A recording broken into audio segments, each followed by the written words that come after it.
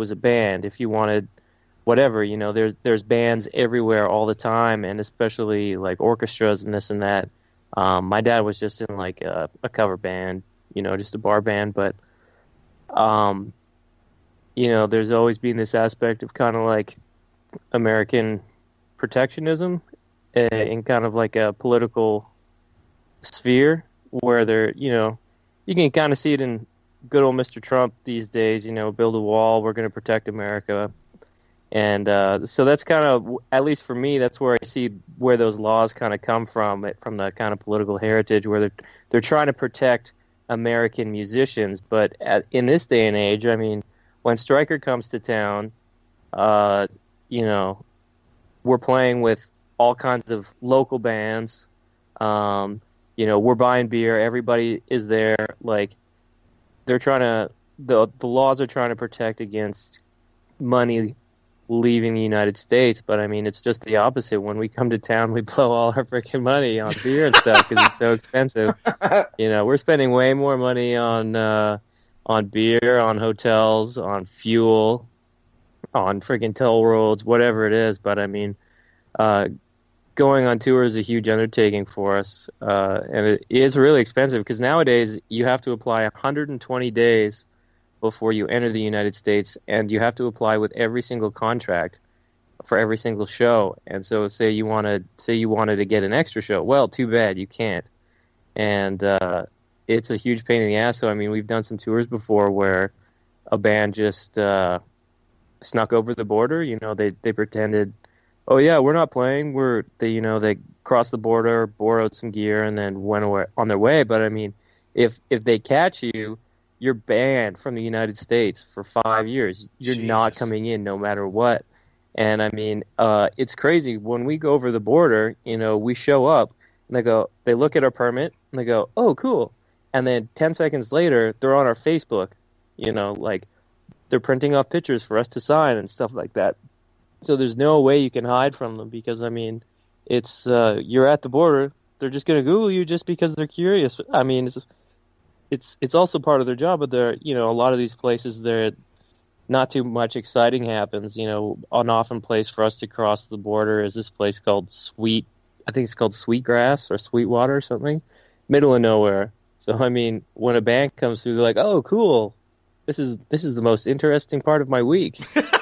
So, oftentimes they'll just Google you. They'll see everything that you're doing. They can see your tour posters. If you have unannounced shows, you're fucked. You're not going in the country. So it's it's quite the pain in the ass to get in there. But I thought it was bad for Canadians. But about a month ago, I spoke to Sonata Arctica came to town. I was talking to Leaves Eyes, and I was asking them about their visa.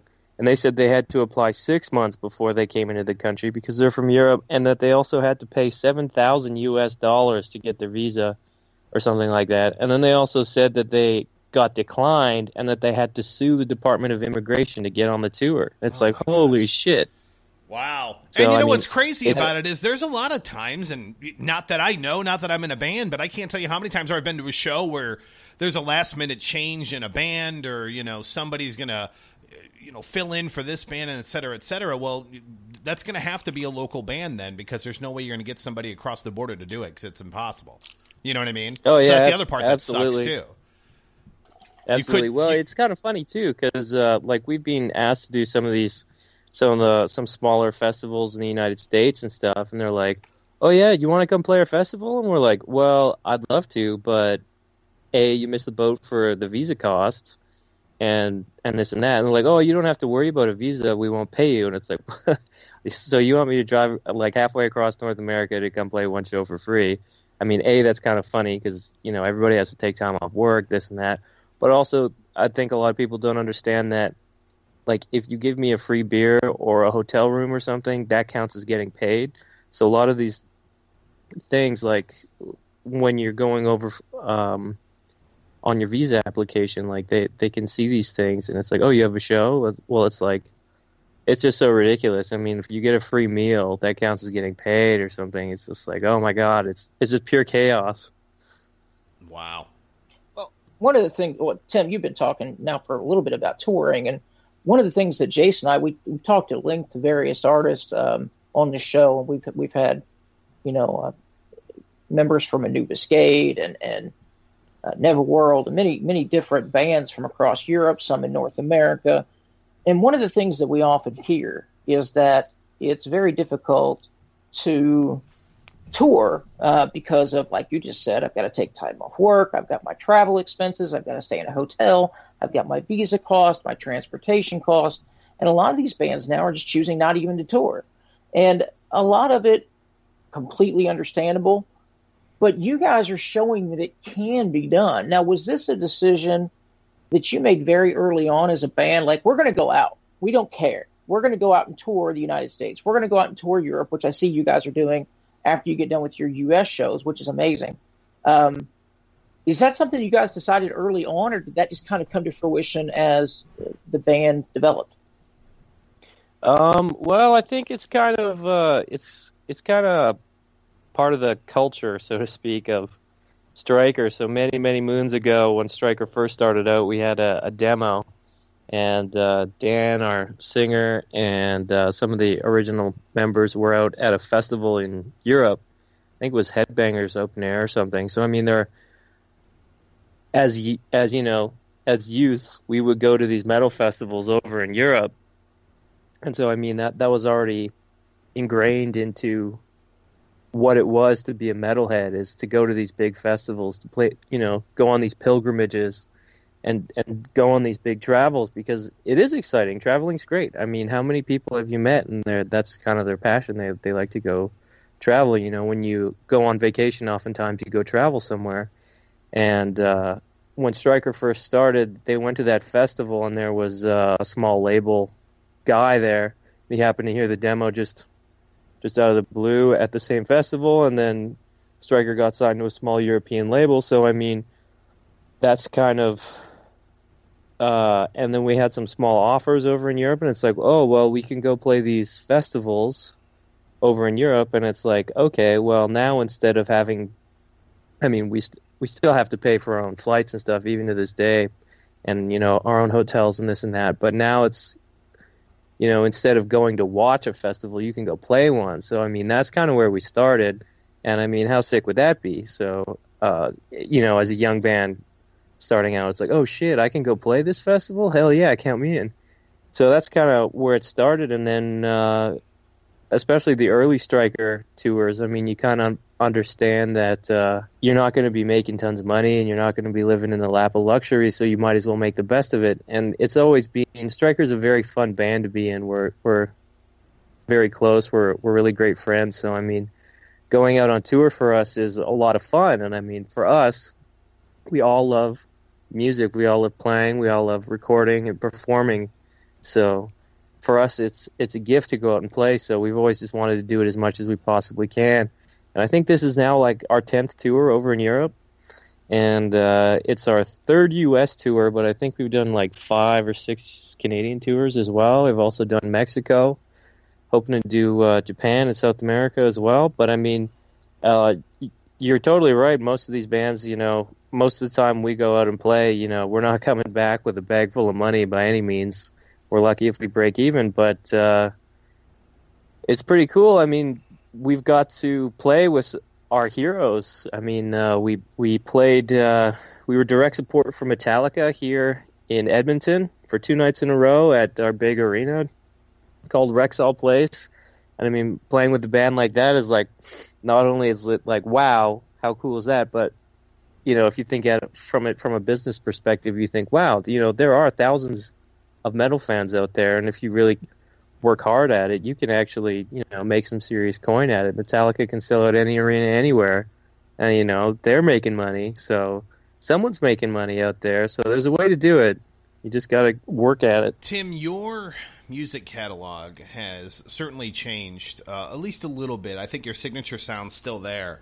But again, I could speak for Viv, but both of us, when it comes to our Stryker fandom, if you will, Stand in the Fire was our first taste of it. So I know a lot of the older Stryker fans listening are like, dude, you're just new to the party. But in our instance, so then it challenged me to go back and listen to your older catalog. But if you had to play one song from your catalog of music as a band, you had 5 minutes to say, hey, here's the band I'm in, check out what our sound is. What song would that be? Ooh, that's a tough one. Well, probably... Oh, that's a tough one. I don't know. I'd say... Well, we have a new music video for the song Phoenix Lights. That's one that I think is a pretty strikery song to me. It captures our kind of our more modern sound, which now that we have 5 albums, or I guess we'll have 5 albums released in a month,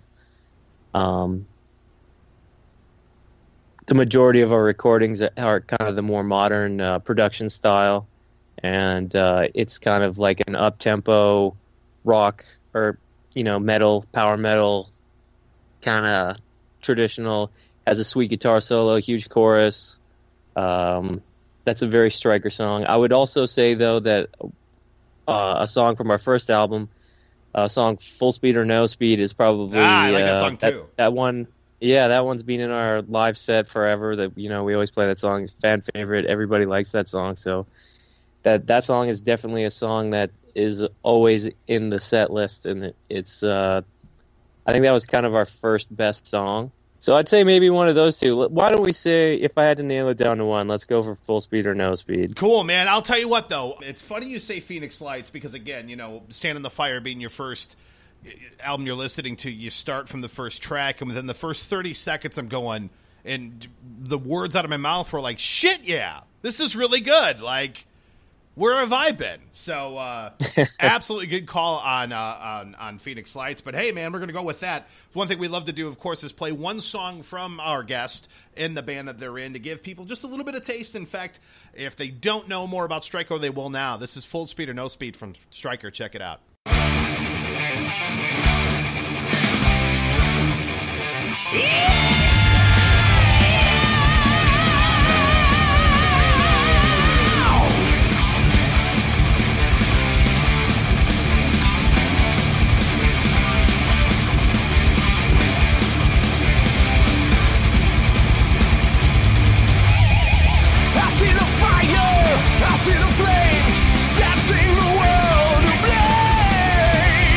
Feel the